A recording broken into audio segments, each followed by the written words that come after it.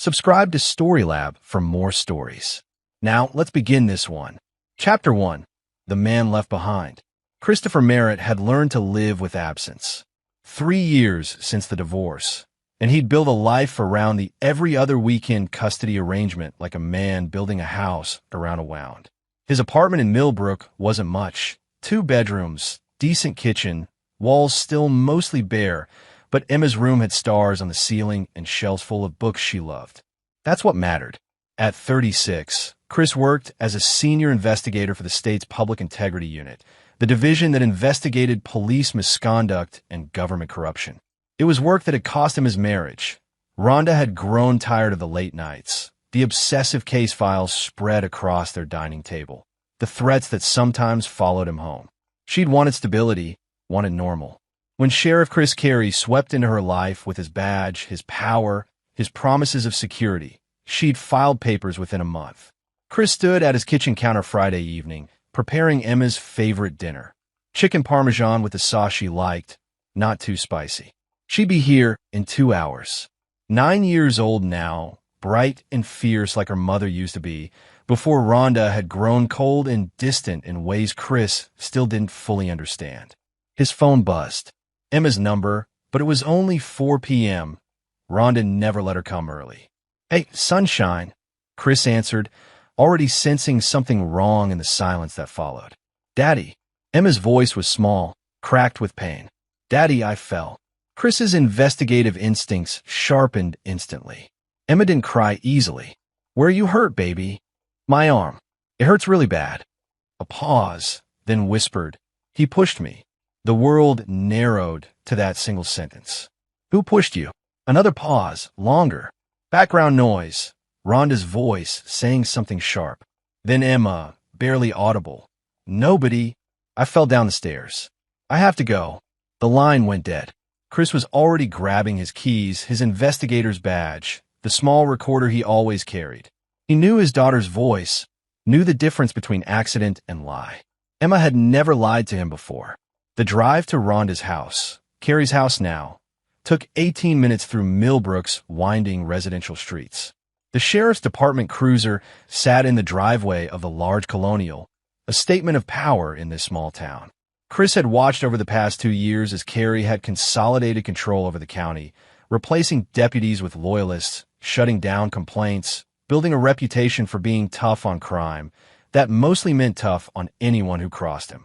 Chris had wanted to investigate Carrie, had heard whispers from other departments, but his supervisor had warned him off. He's connected Christopher, state senator, in his pocket. Don't make this personal. But this was personal now.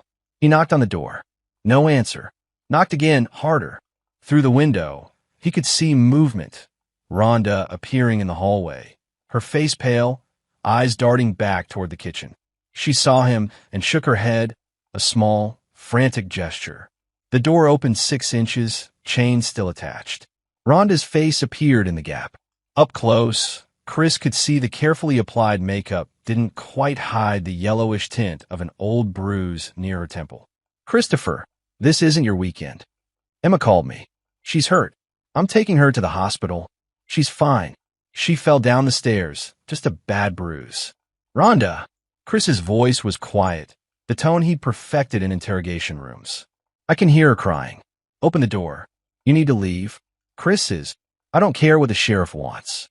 That's my daughter. Open the door." "I'm calling 911 and reporting a child in distress." "You know how that investigation will go." For a moment, Rhonda's mask cracked, and Chris saw something he'd never expected to see in his ex-wife's eyes. Fear. Not of him. Fear for him. "Please," she whispered. "Just go. You'll make it worse." Behind her, a heavy footstep. Sheriff Chris Carey filled the hallway, 6'3" of muscle and swagger, his hand resting casually on his off-duty weapon. He had the look of a man who'd played linebacker in college and never stopped trying to intimidate people with his size. "Think I heard my wife tell you to leave, Merritt." Carey's voice carried that particular authority complex Chris had encountered in bad cops before. Men who confused the badge with divine right. "Think I heard my daughter crying," Chris replied. "I'm taking her to get medical attention." Carey's smile was all edges. "The hell you are. She's in my house, my rules now." Your custody agreement says every other weekend. This ain't your weekend. Medical emergencies supersede custody arrangements. State law. I'm the law in this county. Carrie stepped closer to the door gap. And I'm telling you, there's no emergency. Girl took a tumble. Kids do it all the time. She's fine. From somewhere in the house, Emma whimpered. It was a sound Chris had never heard from his daughter, and it ignited something primal in him. Let me see her, Chris said. Let me see she's okay, and I'll leave. Carrie studied him for a long moment, then shrugged. Fine, but you ain't taking her anywhere. The chain rattled, and the door swung open. Chapter 2. The Truth That Bleeds. Emma sat at the kitchen table, her left arm cradled against her chest at an unnatural angle. Her face was streaked with tears, nose running, the kind of pain cry that came from real injury. When she saw Chris, fresh tears spilled over. Daddy, she started to stand, but Carrie's hand landed on her shoulder, pressing her back down. Sit still, Emma. Let your father see you're fine. Chris crossed the room in 3 strides, his investigator's eyes cataloging everything. Emma's arm was definitely broken, swelling already visible through her thin shirt. Bruising on her shoulder where a large hand had gripped too hard. Rhonda, standing frozen by the refrigerator, her own arms wrapped around herself. The tension in Carrie's posture, the way his jaw clenched. Emma, sweetheart, I need to look at your arm, okay? Chris knelt beside her, keeping his voice gentle despite the rage building in his chest. Can you tell me what happened? Emma's eyes flicked to Carrie, then back to her father. I fell down the stairs. Did you trip on something? I just fell. Chris had interviewed enough victims to recognize coach testimony. He gently touched near the bruising on Emma's shoulder. Does this hurt? She nodded, biting her lip. We need to get you to the hospital, get x-rays. No hospital, Carrie interrupted. It's not that bad. We'll ice it, wrap it up. She'll be fine by morning. Chris stood slowly, positioning himself between Carrie and his daughter. Sheriff, that arm is broken. I can see the displacement from here. She needs immediate medical care. I'm taking her to County General. You're not taking her anywhere. Carrie's hand moved to his weapon again, just resting there. A threat. This is my house. My family. You got no authority here, Merritt. I have every authority. I'm her father, and I'm reporting suspected child abuse. The words hung in the air like a grenade with the pin pulled. Rhonda gasped. Christopher, no. The hell you just say? Carrie stepped forward, and Chris saw what his daughter had seen.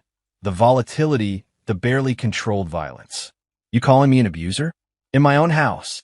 I'm saying my daughter has injuries consistent with assault, and she's giving evasive answers that suggest she's been threatened. Chris kept his voice level professional. Standard protocol requires medical examination and documentation. Carrie's face flushed red. You smug son of a bitch. You think you're clever? Think you can come into my house and accuse me? I think Emma needs a doctor. Everything else can wait. Daddy, Emma's voice was so quiet Chris almost missed it. Don't. Please. That's when Chris knew for certain. Emma wasn't protecting herself. She was protecting him. Baby, I'm not leaving without you. Carrie moved fast for a big man, grabbing Chris's shoulder and spinning him around. Time for you to go, Merritt. Now, Chris had been in confrontations before, came with the job of investigating dirty cops. He'd learned to control his temper, to think strategically. But feeling Carrie's hand on him, seeing Emma's terrified face, hearing her quiet sobs, something shifted in him. Take your hand off me. Or what? Carrie shoved him toward the door. You gonna fight a sheriff? How's that gonna look for your precious custody rights? Chris let himself be pushed, his mind already working through angles. Carrie was right about one thing. A physical altercation would play right into his hands. The sheriff could claim self-defense, could file charges, could use it to terminate Chris's parental rights entirely. It's what a bully with a badge would do. But Chris hadn't survived 12 years investigating corruption by being reckless. At the doorway, Chris turned back. Emma, I love you. Remember that. Get out, Carrie snarled. Chris met Rhonda's eyes. She looked away, ashamed. Then he looked at Carrie, memorizing every detail. The smug satisfaction, the possessive hand on the doorframe, the cocky tilt of his head. I'm calling CPS and filing a report, Chris said calmly. They'll send someone to investigate. Carrie laughed, a mean sound. Go ahead. My golf buddy runs that office. You'll be waiting 6 months for them to do anything. And by then, little Emma here will have forgotten all about her tumble. Won't you, sweetheart? He looked at Emma, and she nodded quickly, desperately. Kids are clumsy, Carrie continued. Accidents happen. Right, Rhonda? Right, Rhonda whispered. Now get the fuck off my property, Merritt. And if you come back without a court order, I'll have you arrested for harassment and trespassing. See how your boss at the integrity unit likes that. The door slammed in Chris's face. Chris stood on the porch for 10 seconds, controlling his breathing, controlling the urge to kick that door down. Then he walked to his car, got in, and drove exactly 3 blocks before pulling over. His hands were shaking, not from fear, from rage.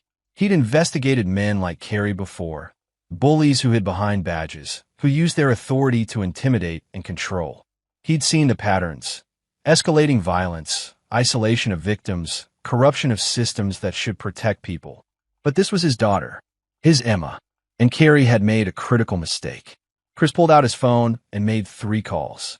First, to his supervisor, leaving a voicemail documenting the incident for the record. Second, to his lawyer, leaving another voicemail about emergency custody modification.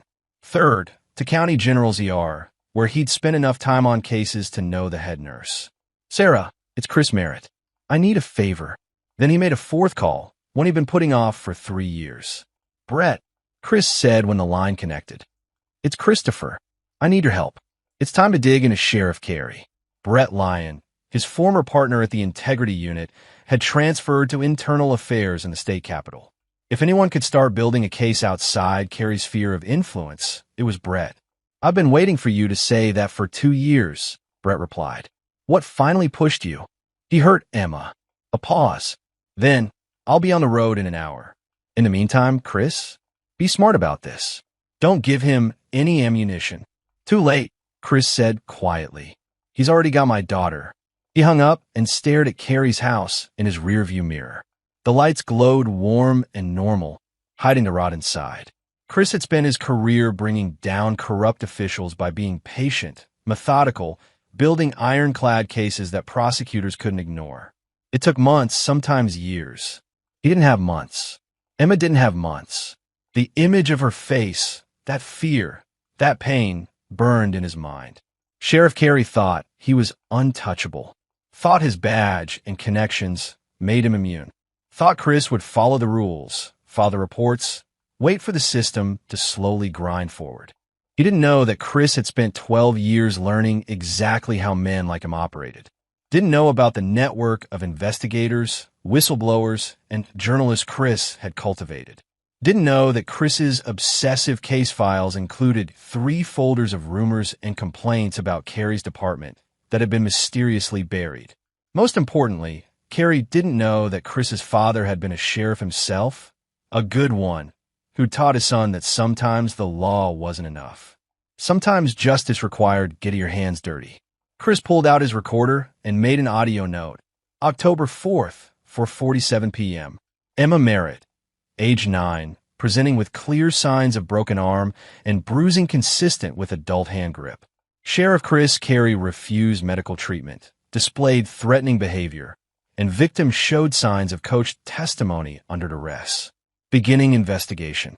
Then he opened his laptop and began typing, documenting everything while his memory was fresh.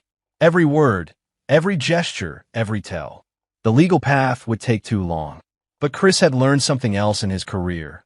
Corrupt officials didn't fall because of one charge.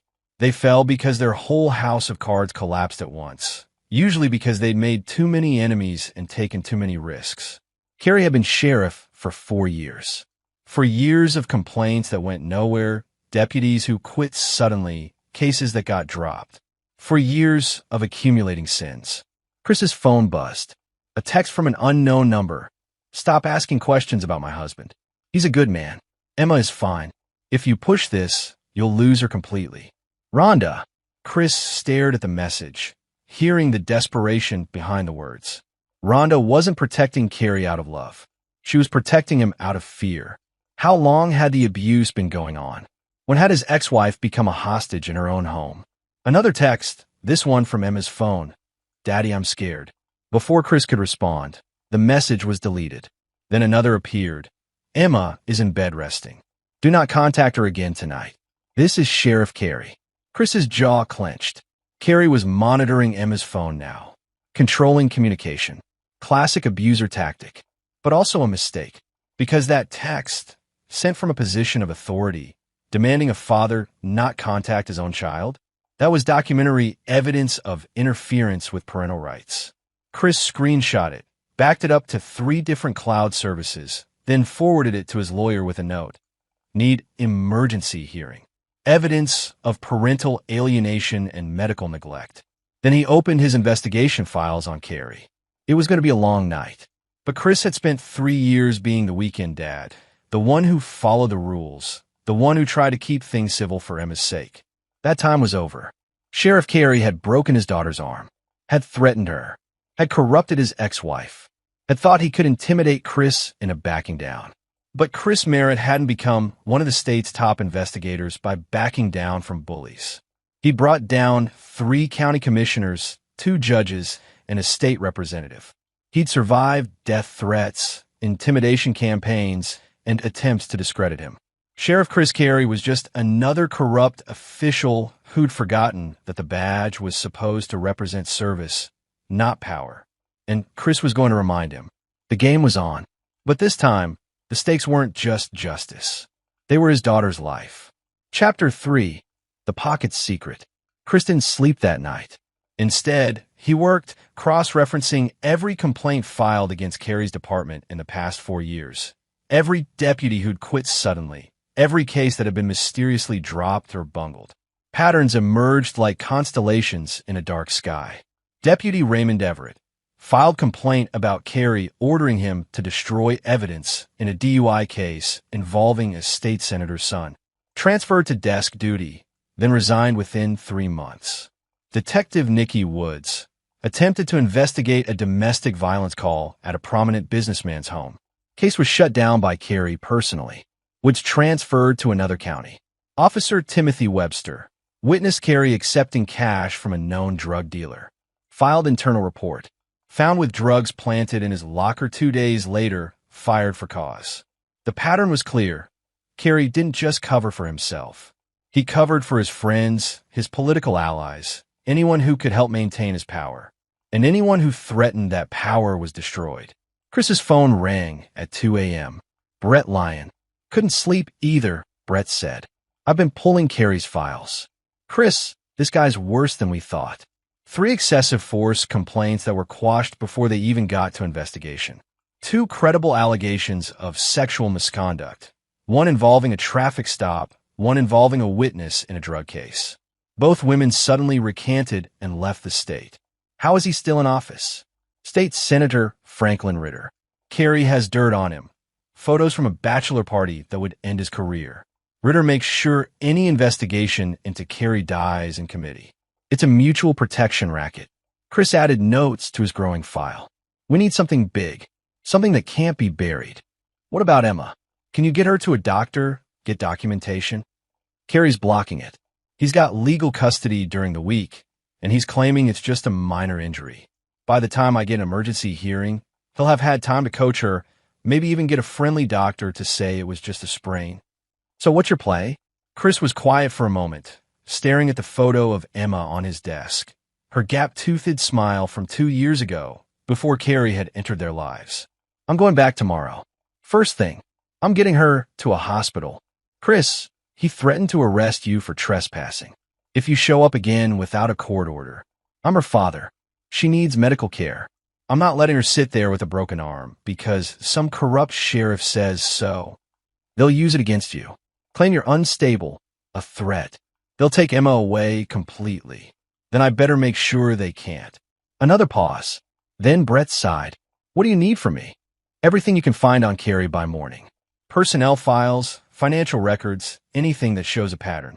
And Brett, go through his arrest records. I want to know every case he personally handled in the past year. Looking for something specific? Looking for his weakness. Every corrupt cop has one. The thing they got too greedy about, too sloppy about. Find me that thing. They hung up, and Chris continued working until dawn broke through his windows. He showered, dressed in his most professional suit, the one he wore when testifying in court, and gathered his documentation. At 6:30 a.m., he called his supervisor, Nathan Page, catching him before he left for the office. "Christopher, it's early," Nathan's gruff voice answered. "I'm informing you that I'm going to attempt to get my daughter medical treatment this morning. Sheriff Carey is blocking access. I anticipate potential interference." "Damn it, Chris. I told you not to make this personal with Carey. My daughter has a broken arm and is being denied medical care. It's already personal. I'm documenting this call to establish that I followed protocol and notified my chain of command before taking action." Nathan was quiet for a moment. Chris could almost hear him thinking through the implications. "You're putting me in a difficult position. I'm putting Carey in a difficult position. There's a difference. I'm going to get my daughter medical treatment, which is my legal right and obligation. If Carey interferes, he's the one violating protocol. And if he arrests you, then you'll have documentation that I was attempting to provide necessary medical care to a minor when a local law enforcement officer interfered with my parental rights. That's a civil rights violation." Another pause. "You're recording this call, aren't you?" "Yes, sir. For documentation purposes, as is standard in our unit." Nathan sighed heavily. "Be smart, Christopher. Don't give him ammunition." "I don't plan to." At 7 a.m., Chris pulled up to Carey's house again. The sheriff's cruiser was still in the driveway. Chris straightened his tie, checked that his badge and ID were visible, and activated the voice recorder in his pocket. The something he'd grabbed yesterday, a high-quality device that captured everything within 30 feet. He knocked on the door. This time, it opened immediately. Carey stood there, already in uniform, hand on his weapon. But his smug smile had been replaced with something harder, more dangerous. "Told you not to come back, Merritt. I'm here to take my daughter to receive medical treatment for her broken arm, as is my legal right under State Code 19-7-602. I've notified my supervisor and documented this visit, and I'm telling you she's fine. Now leave, or I'm placing you under arrest for criminal trespassing and harassment." Chris held up his phone, showing the recording icon. "This conversation is being recorded and transmitted to my supervisor. I am requesting, on the record, to see my daughter and transport her to County General for treatment of a serious injury. Are you, Sheriff Chris Carey, refusing to allow a father to provide medical care to his minor child?" Carey's eyes narrowed. "You think you're clever with your little recorder? I'll confiscate that as evidence. You'll be confiscating evidence of your own interference with parental rights and medical neglect of a minor. That's a felony under state child welfare statutes. This is my jurisdiction. My house. I say what's a felony and what isn't. Actually, the state legislature says what's a felony. You just enforce the law. Or are you claiming authority to override state statute?" Chris watched Carey's face redden, watched the calculation happening behind his eyes. The sheriff was used to intimidating people into compliance, used to people backing down when he flexed his authority. But Chris had spent his career not backing down. He'd faced down corrupt officials bigger and more connected than Carey.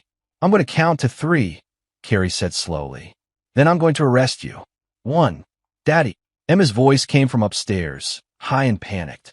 Then the sound of running feet, her small form appearing at the top of the staircase. Her left arm was grotesquely swollen now, held at an unnatural angle.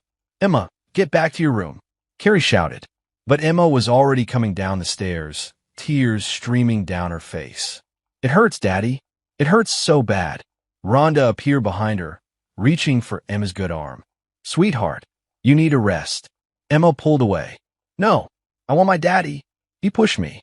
He pushed me down the stairs and told me not to tell." The words hung in the air like a gunshot. Carey went very still. Chris's recorder captured every syllable. "Emma," Carey said, his voice taking on a careful, controlled tone. "You're confused, honey. You fell, remember? You fell down the stairs all by yourself." "No." Emma was sobbing now, cradling her arm. "You pushed me because I spilled juice on your uniform. You said I was clumsy and stupid, and you pushed me. Chris moved then, crossing to his daughter in 2 strides, positioning himself between her and Carrie. "It's okay, baby. I'm here now. I'm taking you to the hospital." "The hell you are." Carrie's hand went to his weapon again. She's hysterical, doesn't know what she's saying. Probably the pain talking. She knows exactly what she's saying. Chris knelt down, carefully looking at Emma's arm. The swelling had increased overnight. This needed immediate medical attention. And so do I. And so does the recorder that's documenting all of this. Carrie's expression shifted from angry to dangerous. "Give me the recorder. Now." "No. That's evidence in an ongoing investigation. Hand it over, or I'll arrest you for obstruction." "Investigation into what?" "The only crime I'm aware of is the assault on my daughter and the denial of medical treatment." They stared at each other, and Chris saw the moment Carrie realized he'd trapped himself. If he arrested Chris now, he'd have to explain why. Would have to explain Emma's injury, her accusation, his refusal to allow medical care. But if he let them go, Chris would have documentation. Evidence. Emma's testimony. Carrie's jaw clenched. "Rhonda, get in here." Rhonda appeared, pale and shaking. "Chris, please. Tell your ex-husband how this really happened. Tell him Emma's lying because she's mad about not getting her way this weekend." Rhonda looked at Emma, at her daughter's tear-stained face and swollen arm. Chris saw something break in his ex-wife's eyes. "I can't," she whispered. "I can't do this anymore." "Rhonda," Carrie's voice carried a warning. He pushed her. Rhonda's voice was stronger now, decades of fear cracking like ice in spring. He pushed her down the stairs because she spilled orange juice on his uniform. He's been hurting her for months. Small things, squeezing her arm too hard, shoving her, pulling her hair. I thought if I just kept Emma quiet, if we just did what he said, it would stop." "Shut up," Carrie snarled. "He hits me too." Rhonda pulled back her hair, showing bruises on her neck. Lifted her sleeve, showing finger-shaped marks on her upper arm. "I've been too scared to leave, too scared to tell anyone." He said he'd take Emma away, said he'd make sure I never saw her again, said he'd arrest Chris on false charges if I said anything. Chris felt his anger crystallize into something cold and focused. This was bigger than he'd thought. Carrie hadn't just hurt Emma once. This was systematic abuse, prolonged control through fear and violence. "You're both going to regret this," Carrie said quietly. "You have no idea what you've done." "I know exactly what I've done." Chris stood, Emma tucked against his side. "I've documented a sheriff admitting to assault on a minor, threatening a witness, and engaging in domestic violence. My recorder's been running this whole time, and it's backed up to cloud storage. Even if you take it from me now, the evidence exists." Carrie's hand tightened on his weapon. "You're not leaving with her." "Yes, I am. And if you draw that weapon, you'll be adding assault with a deadly weapon and brandishing to your charges." They stood in tableau, Carrie blocking the door, Chris between him and Emma, Rhonda frozen in the background. Then Chris reached into his other pocket and pulled out his phone, dialing 911, putting on speaker. 911, what's your emergency?" "This is Christopher Merritt, senior investigator with the State Public Integrity Unit, badge number 4782. I'm at 447 Maple Drive in Millbrook. I'm attempting to transport my 9-year-old daughter to the hospital for a broken arm. Sheriff Chris Carey is blocking the door and threatening me with his service weapon. I need immediate assistance from a state trooper." Carrie's face went white. "Hang up that phone. I'm requesting assistance from state police, not county," Chris continued calmly. "There's a potential hostage situation involving a child with serious injuries." "Sir, we're dispatching state troopers immediately. Can you stay on the line?" "Yes. I'm unarmed. I'm clearly displaying my state investigator credentials, and I have documentation of the situation." Carrie took a step forward, and Chris saw the calculation in his eyes, the weighing of options, the realization that this had spiraled beyond his control. "You just ended your career," Carrie said quietly, "and any chance you had of getting custody. I just saved my daughter's life. That's all that matters." Sirens wailed in the distance, growing closer. State troopers responding to a call involving a sheriff and a state investigator. They'd come fast, and they'd come with backup. Carrie stepped away from the door, his hand dropping from his weapon. This isn't over, Merritt. You're right.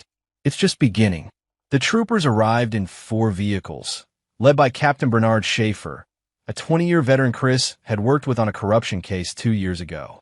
Schaefer took one look at Emma's arm, at the tension in the room, and immediately called for an ambulance. "Sheriff Carey, I need you to step outside," Schaefer said calmly. "This is my house, my jurisdiction, and this is a state investigation into potential child abuse and domestic violence. You're involved, which means you don't have authority here. Please step outside, or I'll have to secure you for your own safety." Chris watched Carey leave, his swagger gone, replaced by barely controlled fury. The paramedics arrived, and Chris finally released the breath he'd been holding as they gently examined Emma's arm. "Definitely broken," the lead paramedic said. "Probably 8 to 12 hours old. We need to get her to the hospital now. Can her father ride with us?" "Absolutely." As they loaded Emma into the ambulance, Chris looked back at the house. Rhonda stood in the doorway, arms wrapped around herself.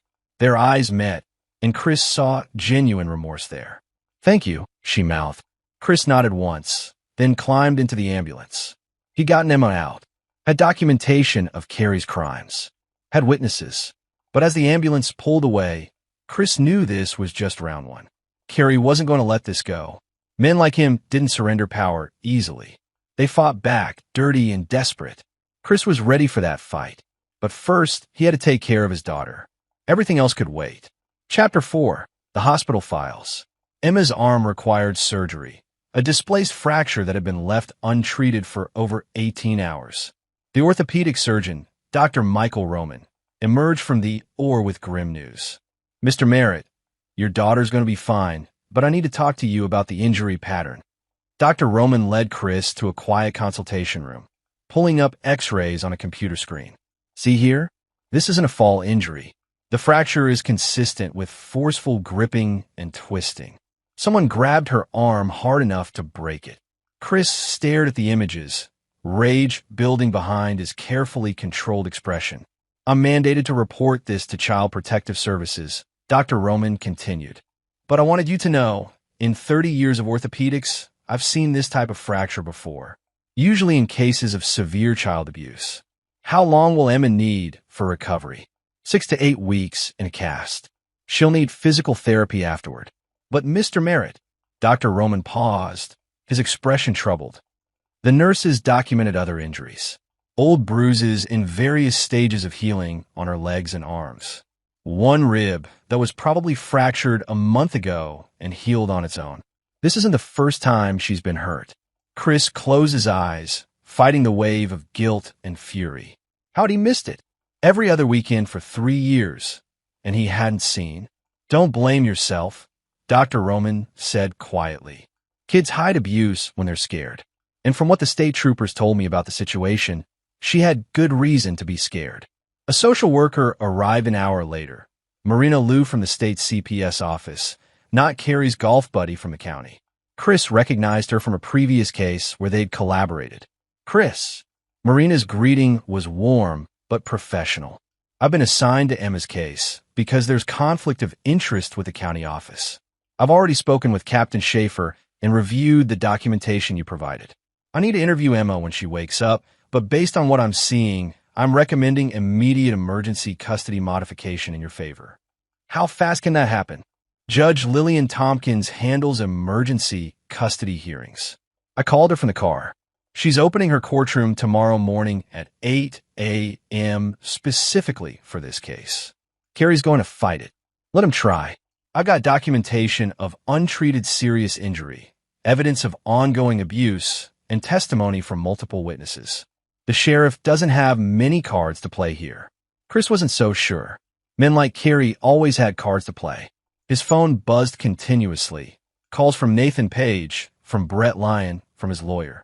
But Chris ignored them all, sitting beside Emma's hospital bed as she slept off the anesthesia. When she finally woke, her eyes found him immediately. "Daddy, right here, sunshine. Your arm's all fixed now." Emma looked at the bright blue cast on her arm, then back at Chris. "Am I in trouble?" "What?" "No, baby. Why would you think that?" "Because I told. You said if I told, something bad would happen to you." Chris gently squeezed her good hand. Nothing bad is going to happen to me. You were brave to tell the truth. Is he going to come here? No. The state police are making sure he stays away. And tomorrow, we're going to see a judge who's going to decide that you get to stay with me from now on. Emma's eyes welled with tears, not of pain this time, but relief. Really? I don't have to go back there. Really? She cried then, deep sobs of released tension, and Chris held her carefully, mindful of her injuries, letting 3 years of fear pour out. Brett Lyon arrived at the hospital that evening, carrying 3 banker's boxes full of files. Brought you some bedtime reading, Brett said, setting them down in the consultation room the hospital had given Chris to work in. Everything I could pull on Carrie in 12 hours. Financial records, personnel files, use of force reports, and something particularly interesting. What? Brett pulled out a manila folder marked with red evidence tape. Carrie's personal arrest record from his time as a deputy before he became sheriff. 26 arrests in 3 years, all drug-related. Statistically unusual, but not impossible. Except, Brett opened the folder. 14 of those arrests resulted in charges being dropped due to evidence contamination, chain of custody issues, or lost evidence. He was dirty even then. Gets better. I ran the names of the people whose charges got dropped. 6 of them are now dead. Overdoses, car accidents, 1 suicide. 3 more left the state and can't be located. The remaining 5, Brett smiled grimly. They all work for a drug operation run by Spencer Brooks, a mid-level dealer who happens to be the nephew of State Senator Franklin Ritter. Chris leaned back in his chair, seeing the pattern. Carrie was protecting Brooks in exchange for political protection from Ritter. That's my theory, but it gets even better. I pulled Brooks's financial records. Had a call in a favor from a federal prosecutor. Brooks has been making regular cash deposits of exactly $5,000 every month for the past 4 years. Just under the reporting threshold. Payments to Carrie. Can't prove it yet, but I've got a forensic accountant looking at Carrie's finances now. If we can trace that money, we can prove corruption, bribery, and abuse of office. Chris felt the pieces clicking into place. That's enough to trigger a federal investigation. Brett nodded. FBI Public Corruption Task Force. They've been wanting to look at this county for years, but they needed a wedge. This is it. How soon can we move on this? I've already reached out to the task force lead, Agent Anthony Higgins. He's interested. Very interested. But Chris. Brett hesitated. This is going to get ugly. Carrie's going to know you're building a case. He's going to come at you hard. Let him come. He's still the sheriff.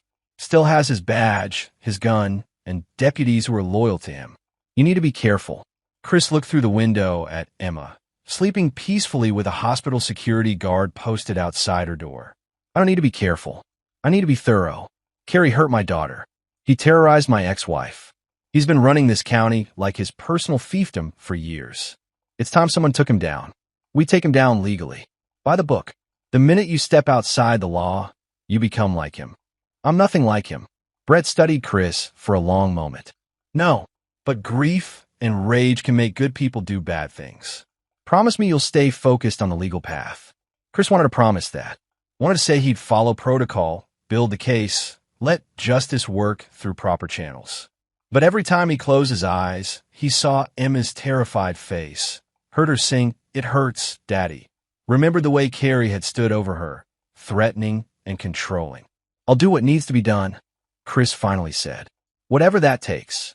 Brett sighed. That's what I'm afraid of. After Brett left, Chris spent the night reviewing files, making notes, building his case. The patterns were clear. Carrie had been corrupt from the beginning, using his badge to protect criminals and punish anyone who opposed him.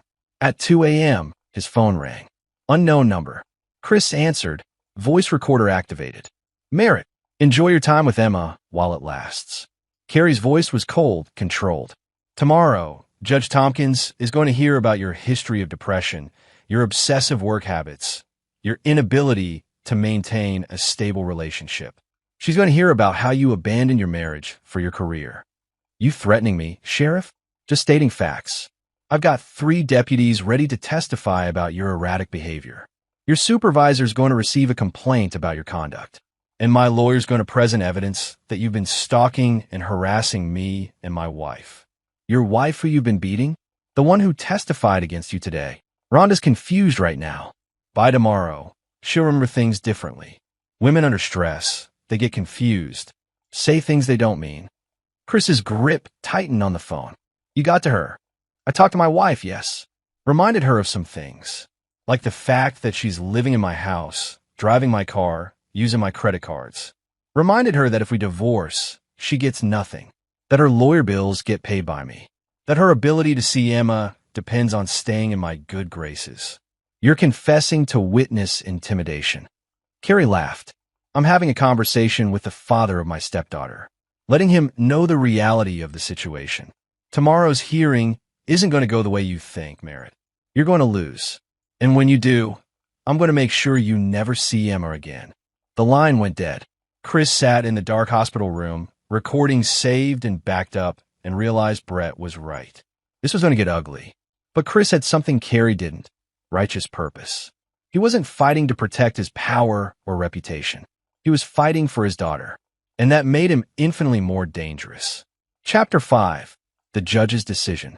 Judge Lillian Tompkins had a reputation for being fair but tough, a former prosecutor who'd seen every dirty trick in the book. Her courtroom at 8 a.m. was packed. Chris and his lawyer on one side, Carrie with a high-priced attorney on the other, state troopers providing security, and multiple social workers and advocates filling the gallery. Rhonda wasn't there. Marina Liu presented first, laying out the medical evidence, the documented injuries, the pattern of abuse.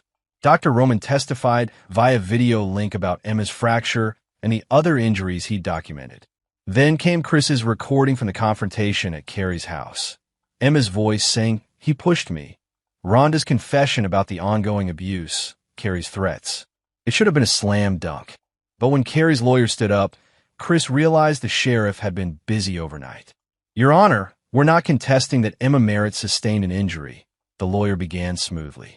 What we're contesting is how it happened and Mr. Merritt's characterization of my client's actions. He presented a statement from Rhonda, notarized that morning, claiming she'd been confused and emotional during yesterday's confrontation. That Emma had indeed fallen down the stairs on her own. That Chris had manipulated and pressured her into making false accusations. Then came 3 deputies, each testifying that Chris Merritt had shown up at the sheriff's residence agitated and aggressive, that he'd refused to leave when asked, that he'd threatened violence against their superior officer.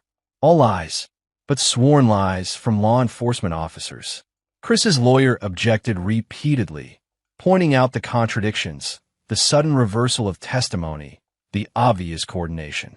But Carrie's lawyer had documentation, photos of the stairs where Emma had fallen, showing worn carpeting that could cause a stumble. A statement from a family doctor claiming Emma was prone to accidents. Character witnesses for Carrie, the mayor, a city councilman, a pastor, all praising his integrity and service. Judge Tompkins listened to it all with an inscrutable expression. Finally, she called a recess and summoned both lawyers to her chambers. Chris wasn't allowed in, but his lawyer, Andrew Browning, came back looking grim. She wants to interview Emma privately, Andrew said. She's not convinced either way yet. How is that possible? We have recordings, medical evidence, and they have 3 sworn statements from law enforcement officers contradicting your version of events, plus Rhonda's recantation. Judge Tompkins is skeptical, but she's being cautious. If she rules against Carrie and it turns out he's innocent, she'll have destroyed a sheriff's reputation. If she rules against you, and you're right. Andrew paused. She'll have sent a child back to an abuser. Chris felt sick. What are Emma's chances? I don't know. Judge Tompkins is good at reading people. If Emma tells the truth, convincingly we might win. But Chris, she's 9 years old. She's scared. And if Carrie got to Rhonda last night, he might have gotten to Emma too. An hour later, Judge Tompkins emerged from interviewing Emma. Her expression gave nothing away. I've made my decision, she announced.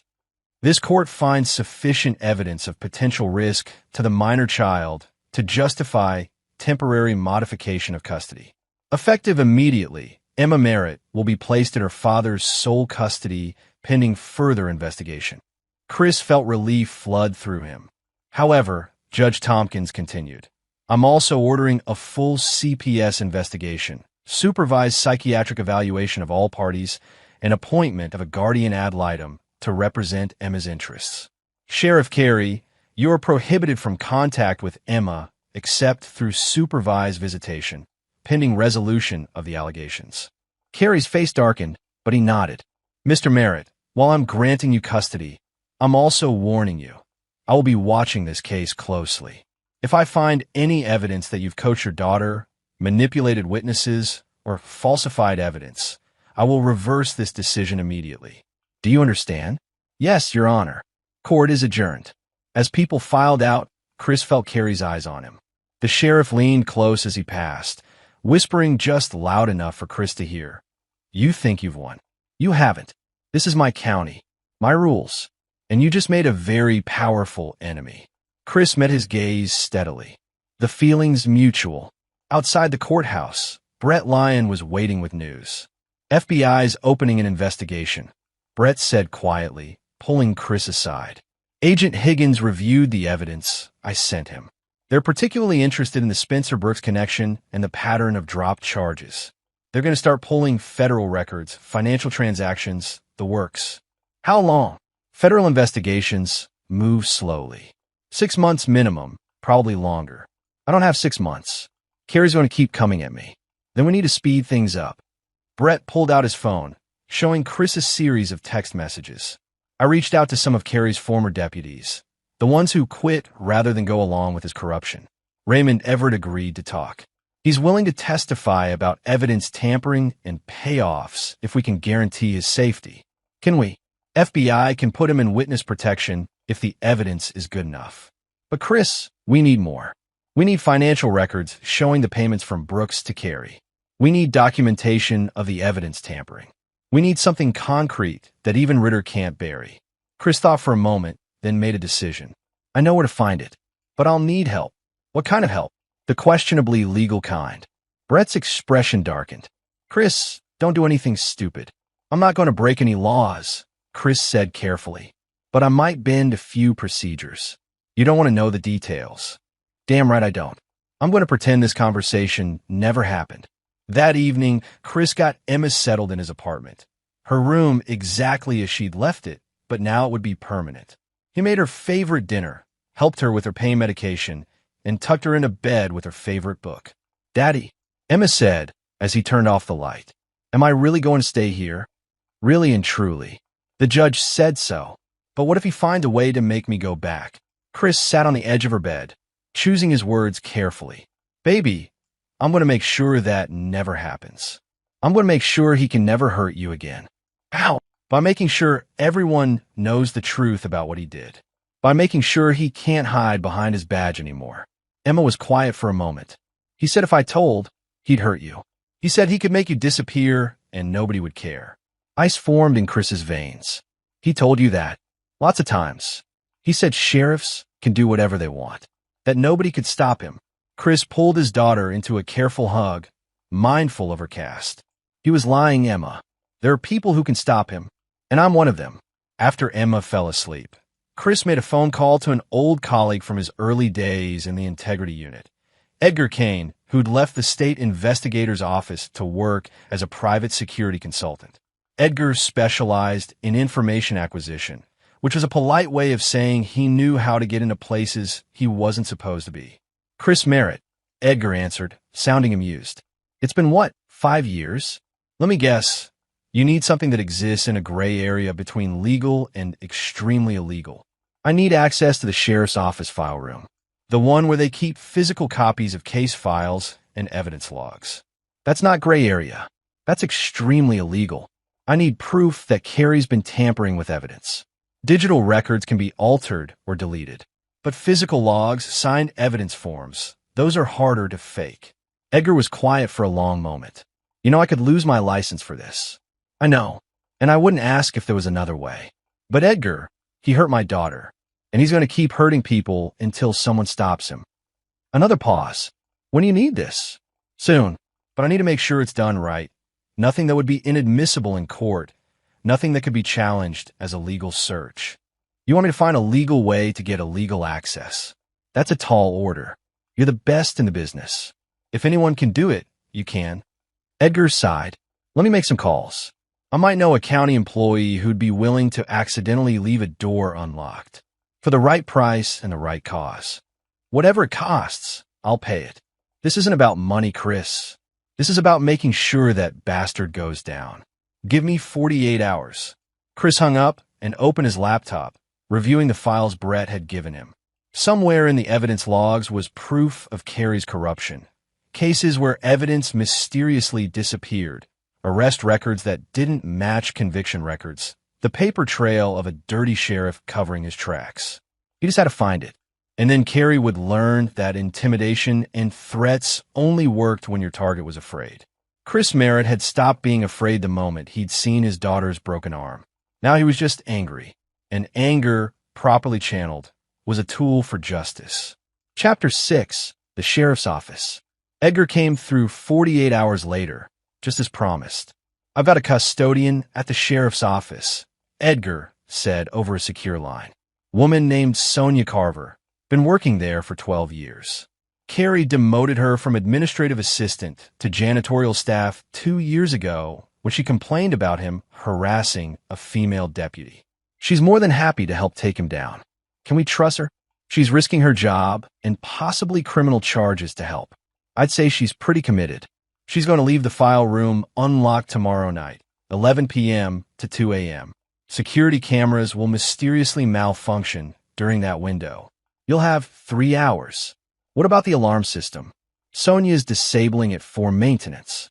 As far as anyone knows, you were never there. But Chris, you can't take anything. Can't remove documents. All you could do is photograph them. That's all I need. The next night, Chris dressed in dark clothes, brought his high-resolution camera and portable scanner, and drove to the county sheriff's office at 10:45 p.m.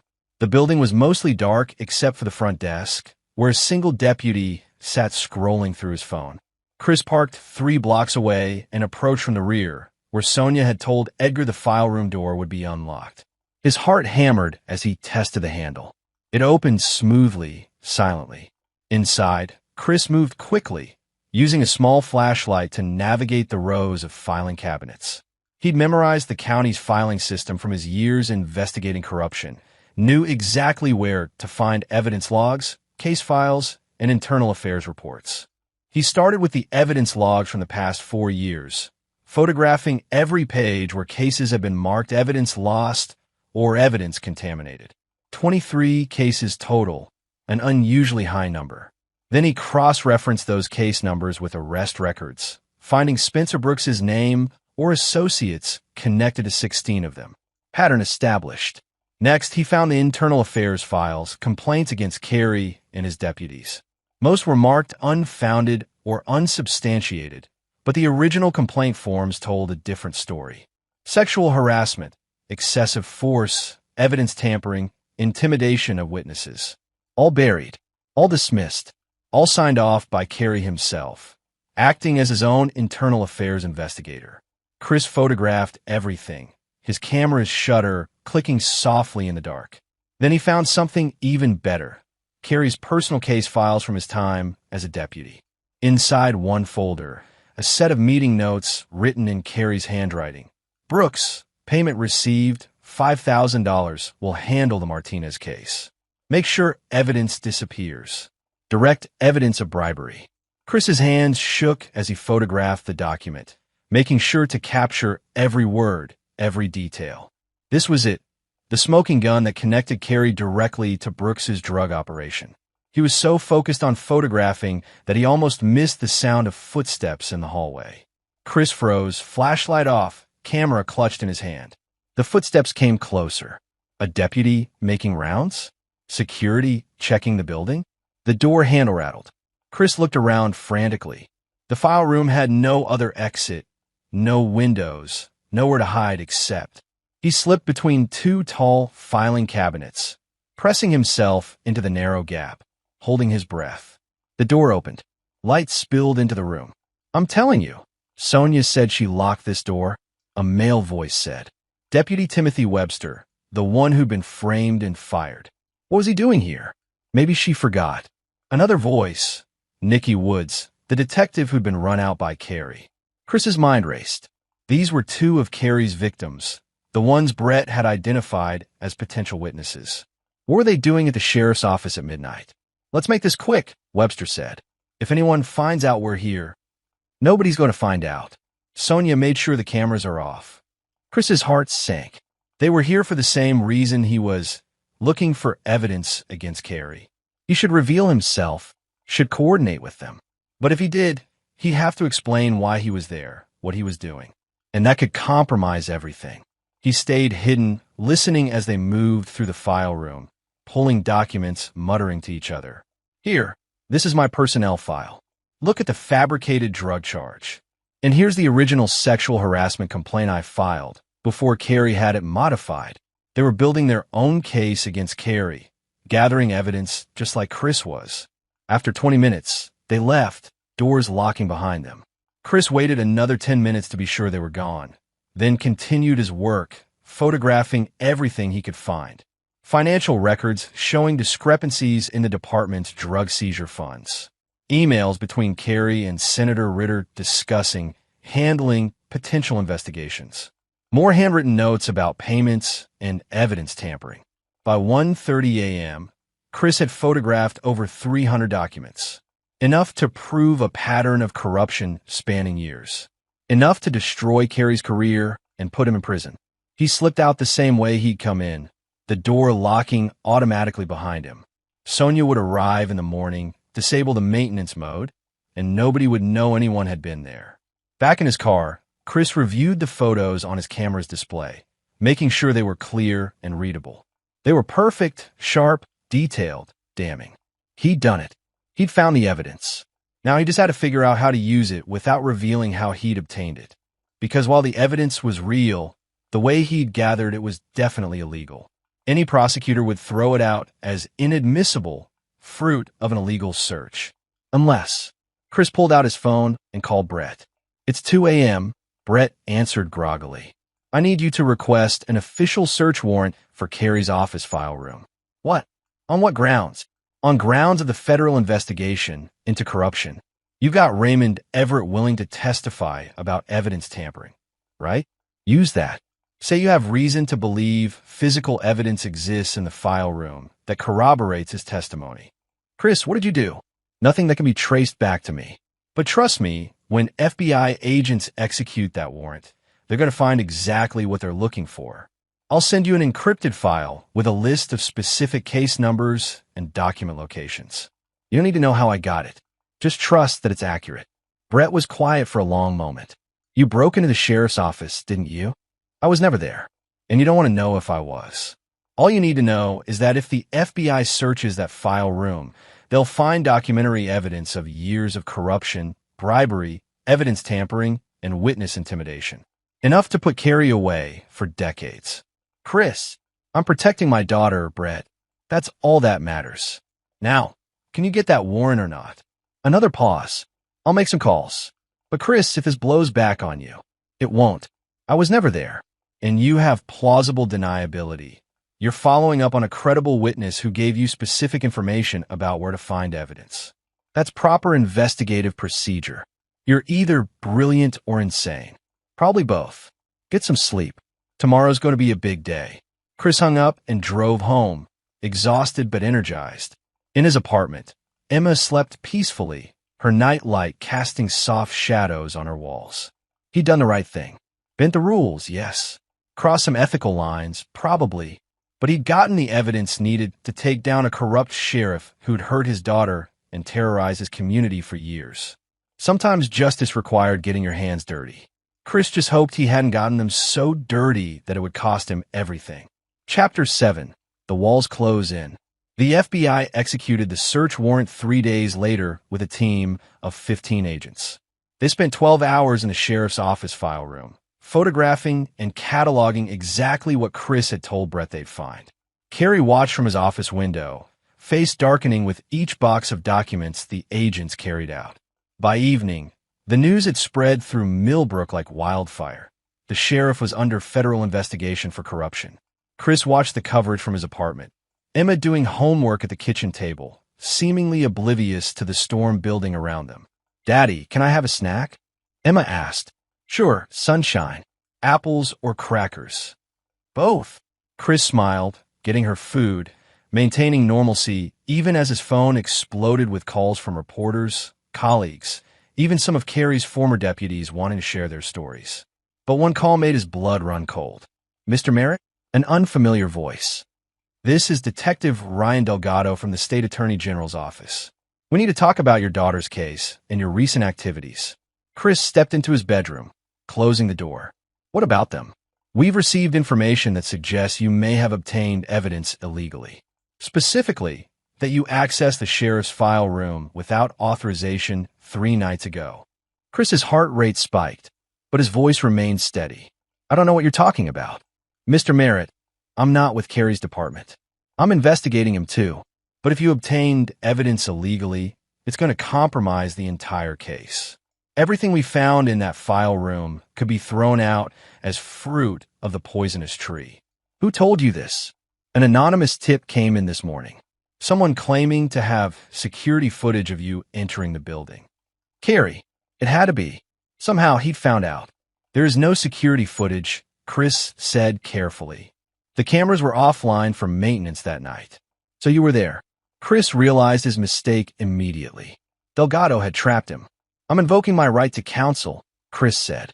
"I'm not answering any more questions without my lawyer present." "Mr. Merritt, I'm trying to help you. If you cooperated with us now, explain what you found and how we might be able to work around the admissibility issues. But if you stonewall us and Carrie's lawyers prove illegal search, years of investigation could be wasted. Then I suggest you find another way to prove your case. Because I'm not confessing to anything." Chris hung up, mind racing. If Delgado knew about the break-in, others would soon. Carrie would use it to destroy the case against him, to paint Chris as an obsessed vigilante who'd broken the law to frame an innocent sheriff.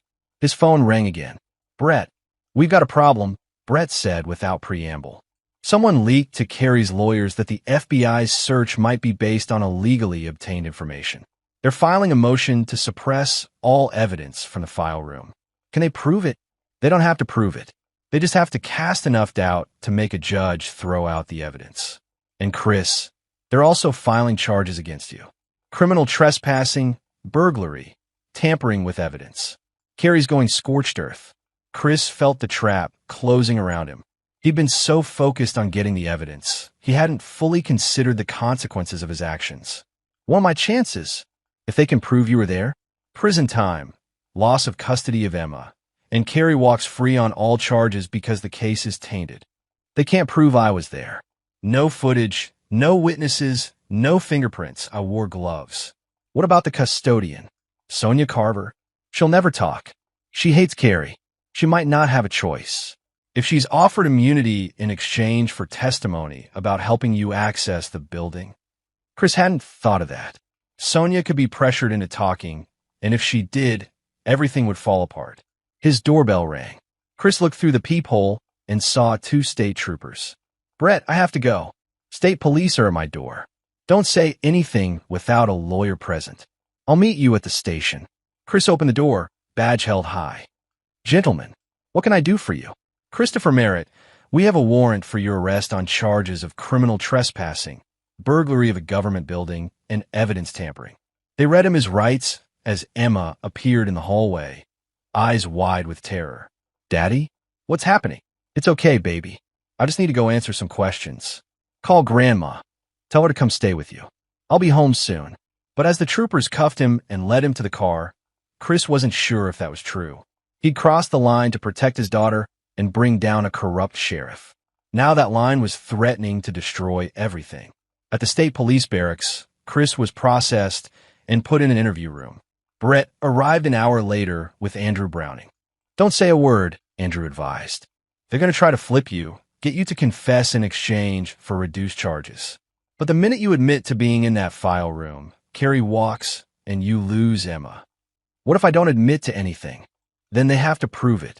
And based on what Brett tells me, they can't.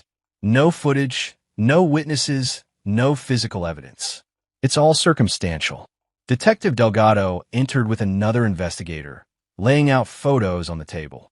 Mr. Merritt, we have evidence that places you at the sheriff's office on the night in question. Your car was spotted 3 blocks away. I often drive through that area. It's a public street. At midnight, I have insomnia. I drive when I can't sleep. Delgado laid out another photo. Sonia Carver entering the building. Ms. Carver has agreed to cooperate in exchange for immunity. She's willing to testify that you asked her to help you access the file room. Chris kept his expression neutral, but inside his stomach dropped. If Sonia talked, he was finished. I don't know Ms. Carver. Really? Because she says a private investigator named Edgar can't approach her on your behalf. I know Edgar professionally. I didn't ask him to do anything illegal. But you did ask him to help you access evidence against Sheriff Carey. I asked him to help me investigate Carey through legal means. Delgado leaned back, studying Chris. You're a smart man, Mr. Merritt. You know how this looks. You've been investigating Carey for years, got nowhere through official channels. Your daughter gets hurt, you get desperate. You do something reckless to protect her. We understand that. If you understand it, then you understand why I won't let a corrupt sheriff walk free because of procedural technicalities. So you admit you accessed the file room? I didn't say that. The interrogation went on for 3 hours, Delgado and his partner trying every angle to get Chris to confess. But Chris had interrogated enough suspects to know the techniques, the psychological pressure, the false promises of leniency. Finally, Delgado stood up. We're going to hold you overnight while we continue investigating. But Mr. Merritt, think about this. If you cooperate now, we might be able to protect the case against Carey. If you force us to prove you broke in, everything falls apart. Is your pride really worth letting him go free? After they left, Andrew looked at Chris seriously. They're right, you know. If this goes to trial, and they can prove, even circumstantially, that you illegally accessed that file room, Carey's lawyers will get everything suppressed. Years of FBI investigation, wasted. So what do? You hope they can't prove it. And you hope the FBI has enough other evidence to make a case without the documents from the file room. But Chris knew that was unlikely. The file room documents were the smoking gun, the direct evidence linking Carey to corruption. Without them, the case was just testimony and circumstantial connections. He'd sacrificed everything to get that evidence. And now it might all be for nothing. That night in his cell, Chris thought about Emma, about the judge's warning that she'd reverse custody if Chris did anything illegal. Thought about Carey, probably celebrating, thinking he'd won. Thought about justice, and how sometimes following the rules meant letting bad people hurt good people. He'd crossed the line, and now he had to live with the consequences. But if he had to do it over, knowing what he knew now, he'd cross that line again in a heartbeat. Chapter 8. The Truth Beneath the Truth. Chris spent 3 days in custody before making bail. Emma stayed with his parents, and the look on her face when he arrived to pick her up, the fear, the confusion, nearly broke him. Are you going to jail, Daddy? No, baby. I promise. But Chris wasn't sure he could keep that promise. Brett met him at his apartment that evening with news. The FBI is moving forward with the case against Carey, but they're doing it without the file room evidence. They're basing everything on Raymond Everett's testimony and financial records they obtained through legal subpoenas. Will it be enough? Honestly, probably not. Everett's testimony is strong, but Carey's lawyers are already attacking his credibility. Former deputy with a grudge, financially struggling, possible drug use. And the financial connections to Brooks are suggestive, but not definitive. So Carey walks. Unless we find another way. Chris stared out his window at Millbrook's quiet streets. He'd tried following the law, had spent years building cases the right way. And where had it gotten him? His daughter had been hurt, his ex-wife terrorized, and a corrupt sheriff was about to escape justice. His phone buzzed. Unknown number. Chris answered, expecting another reporter. Mr. Merritt? This is Nikki Woods. We need to talk. In person. Tonight.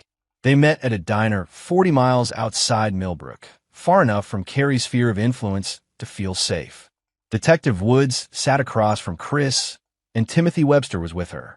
We know you were in the file room that night, Woods said without preamble. We saw you hiding between the cabinets. Chris's carefully constructed alibi crumbled. You're going to testify against me. No, we're going to help you. Chris looked between them, not understanding. Webster leaned forward. We were there gathering evidence too.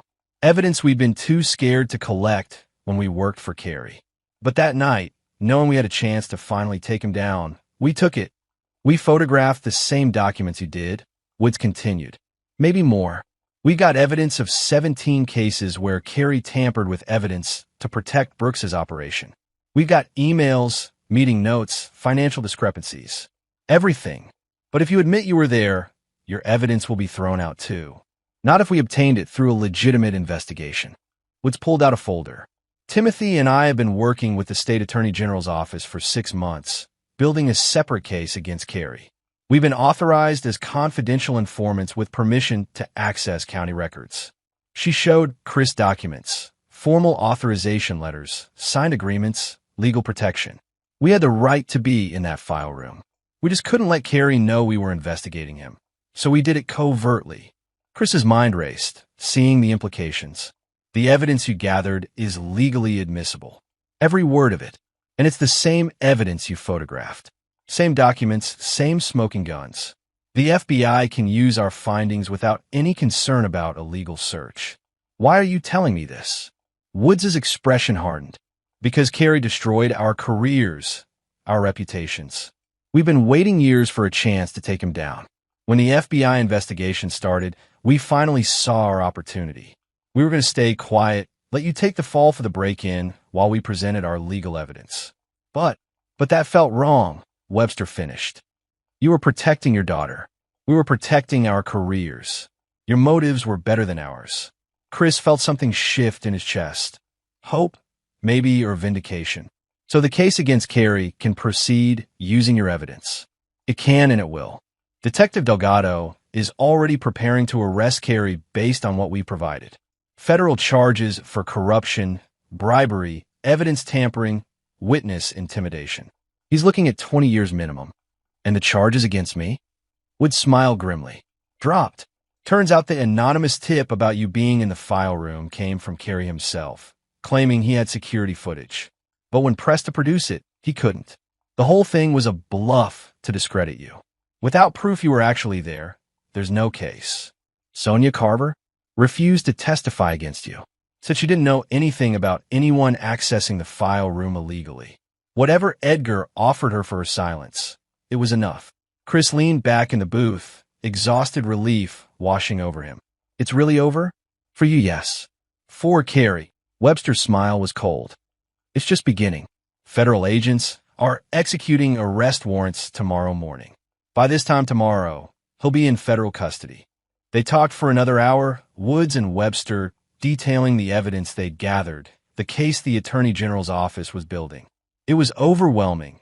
17 cases of evidence tampering, 12 instances of taking bribes, 6 counts of witness intimidation, and 2 counts of assault under color of authority. Carrie had been corrupt longer and deeper than even Chris had suspected. There's one more thing, Wood said as they prepared to leave. We found files on you. Carrie had been building a case to discredit you for over a year. Fabricated reports about erratic behavior, falsified witness statements, even a plan to plant drugs in your car and have you arrested. He was that scared of me investigating him. You were the one person in the state with the authority and expertise to take him down. He knew it was only a matter of time before you came after him. Emma getting hurt just accelerated the timeline. Chris thought about that. How Carrie had seen him as a threat long before Emma's arm was broken. How the sheriff had been preparing to destroy him preemptively. It made what Chris had done feel less like crossing a line and more like survival. The next morning, Chris watched the news with Emma as federal agents arrested Sheriff Chris Carey at his home. Carey was walked out in handcuffs, his face a mask of rage and disbelief. Emma watched quietly, then asked, "Is he going to jail?" "Yes, baby. For a very long time." "Will he be able to hurt anyone else?" "No, never again." Emma nodded slowly, processing. Then good. That afternoon, Rhonda called. "Chris, I don't know what to say." "You don't have to say anything. I should have protected her. Should have left him the first time he hurt me. I was just so scared, and he made me believe there was no way out." I'm so sorry. Chris heard the genuine remorse in her voice and felt his anger toward her soften. She'd been a victim too, terrorized and controlled. You can start making it right now. Emma needs therapy, needs to process what she went through, and she needs to know her mother is safe and stable. I'm moving back to Michigan, near my sister. Starting over. I'm hoping maybe Emma can visit sometime? When she's ready. When she's ready, Chris agreed. A week later, Judge Tompkins called a hearing to finalize custody arrangements. With Carrie in federal detention and Rhonda voluntarily relinquishing custody, Emma was officially and permanently placed with Chris. Mr. Merritt, the judge said, I'll be honest. I had concerns about your involvement in this investigation. The line between justice and vengeance can be difficult to navigate. But after reviewing everything that's come to light, I believe you acted as any good father would to protect his child. Chris nodded, accepting the implicit acknowledgement that she knew more than she was saying. Emma is lucky to have you. Don't let her forget that.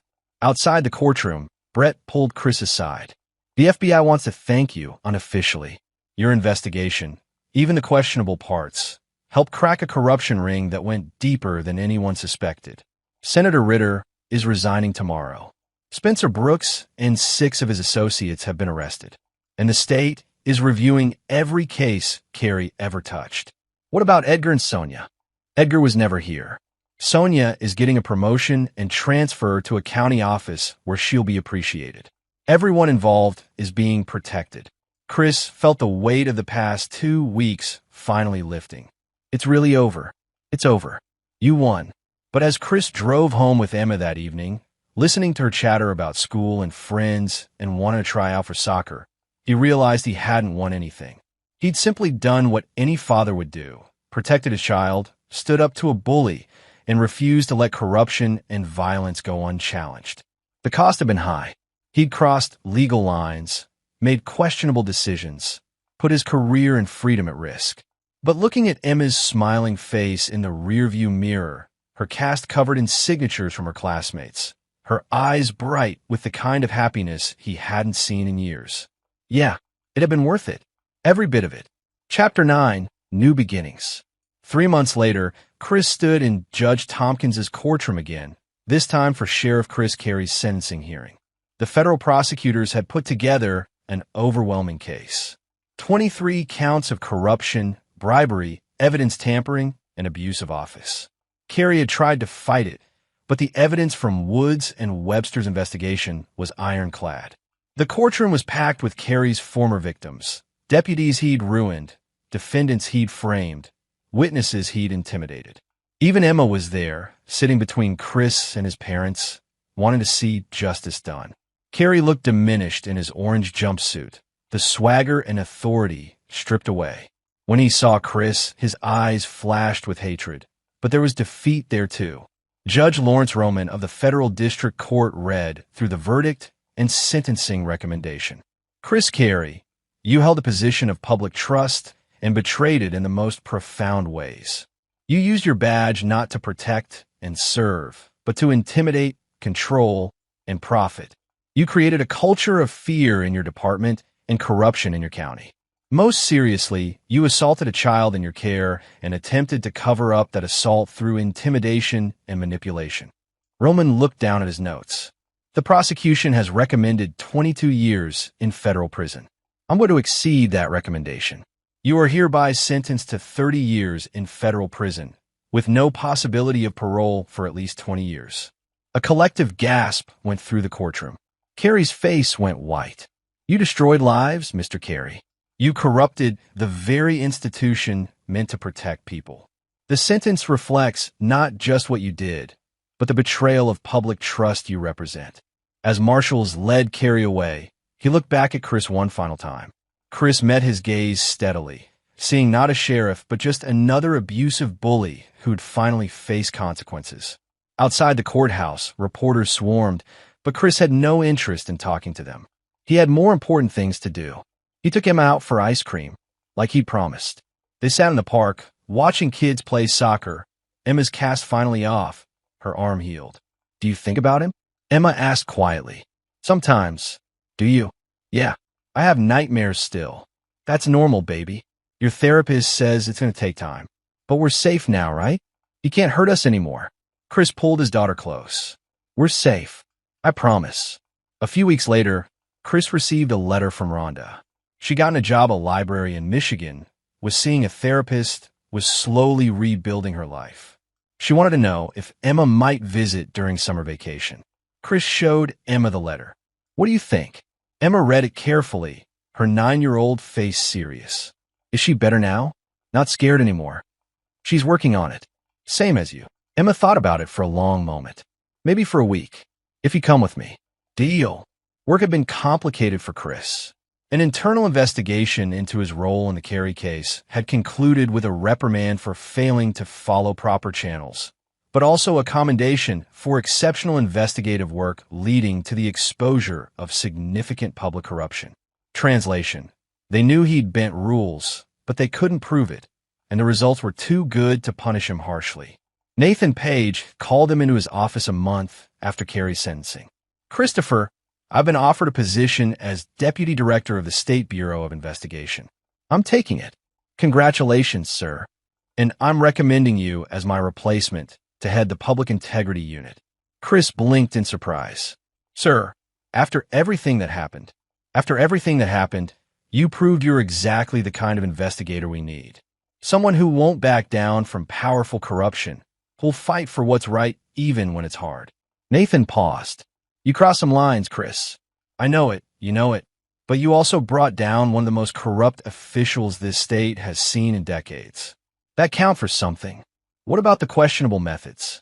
Let's just say going forward, we'll be more creative about establishing probable cause before executing search warrants. Your methods worked, but we need to make sure they're legally defensible. Think you can manage that? Chris thought about Emma, about the family he was building, about the responsibility of leading a team of investigators who looked up to him. I can manage that. 3 months into his new position, Chris was reviewing case files when Brett knocked on his door. Got something interesting, Brett said, dropping a folder on Chris's desk. Small-town police chief in the southern part of the state. Multiple complaints about excessive force, possible evidence tampering. Sound familiar? Chris opened the file, seeing the patterns he knew so well. Another corrupt official hiding behind a badge. What do we know? Not enough yet. But there's a deputy who wants to talk. Says she has documentation. Set up a meeting. Let's do this one by the book from start to finish. Brett grinned. Look at you, learning from your mistakes. I prefer to think of them as learning experiences. After Brett left, Chris looked at the photo on his desk. Emma at her soccer game last weekend, grinning with her team. She'd scored her first goal, and Chris had been there to see it. That's what mattered. Not the cases he won or the corrupt officials he brought down, but being there for his daughter, giving her the stability and love she deserved. His phone buzzed. Text from Emma's school. Emma earned Student of the Month. Ceremony Friday at 2 p.m. Chris immediately blocked off his calendar. The case could wait. Emma couldn't. That Friday, he sat in the school auditorium as Emma walked across the stage to receive her certificate. She looked out into the audience, found him, and her face lit up with a smile that made everything, all the risks, all the line crossing, all the danger, worth it. After the ceremony, as they walked to the car, Emma took his hand. Daddy? Thank you. For what, sunshine? For fighting for me. For not giving up. Chris squeezed her hand gently. I'll always fight for you, Emma. Always. That evening, Chris tucked Emma into bed, read her favorite book, and turned out her light. As he walked down the hallway, he passed the boxes of files from his investigation into Carey, evidence he'd kept copies of, just in case. He thought about that night in the sheriff's file room, standing in the dark, photographing documents that would eventually bring down a corrupt sheriff. Thought about the choice he'd made to cross legal and ethical lines to protect his daughter. Would he do it again? In a heartbeat. But he'd also learned that justice didn't always require breaking rules. Sometimes it required patience, strategy, and building cases so strong that no amount of corruption could deflect them. He'd learned that being a good father meant being present, not just protective. Meant showing up for soccer games and school ceremonies, not just fighting battles. He learned that standing up to bullies, whether they wore badges or suits or positions of power, was scary and dangerous and necessary. And he'd learned that sometimes the most important victory wasn't bringing down a corrupt official. It was sitting beside your daughter at ice cream, watching her laugh, knowing she felt safe and loved and protected. That was justice. That was redemption. That was home. Chris pulled out his laptop and opened a case file on the corrupt police chief Brett had mentioned. Time to get to work. But this time, he'd do it right. Legal warrants, proper procedure, ironclad evidence. Because he had too much to lose now. Had a daughter who needed him, a team who respected him, a purpose that went beyond vengeance. He'd walked right up to the line between justice and revenge, had maybe even crossed it, but he'd found his way back. And this time, he was staying on the right side of it. For Emma, for himself, for the belief that good people could win without becoming what they fought against. Sheriff Chris Carey was in prison, where he belonged. Emma Merritt was safe and happy, which was all that mattered. And Christopher Merritt, father and investigator, had learned that protecting your family and upholding justice didn't have to be mutually exclusive. You just had to be willing to fight for both. Always. This is where our story comes to an end. Share your thoughts in the comments section. Thanks for your precious time. If you enjoyed this story, then please make sure you subscribe to this channel. That would help me a lot. Click on the video you see on the screen, and I will see you there.